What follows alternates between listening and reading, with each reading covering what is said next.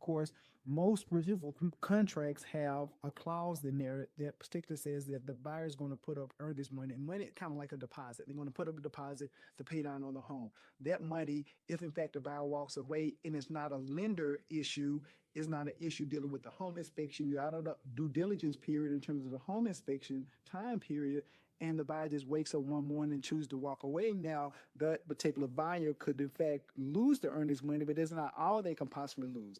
Anytime this situation has happened to me or one of the people that I represent, and even my colleagues, and they ask for my opinion, I'm saying, listen, let that particular person who's going to walk away from a legal binding agreement speak to an actual licensed attorney, because you move into a whole nother realm of deep potential litigation, and the earnest money is the least thing that you can actually lose. Because you put this in front of a jury, you put this in front of a judge, the judge may say, well, you know what, this particular seller made X, Y, and Z move based on this binding agreement that you had with the seller in this buyer initially. Now, not only did you lose your earnest money, but this person here went out and they put earnest money down. They went out and spent money. They went out and did X, Y, and Z. So they need to be compensated for the efforts and things that they done. And so my role as a licensed real estate professional is to get every potential buyer or seller who choose or consider walking away from a deal in front of a licensed attorney, and let the attorney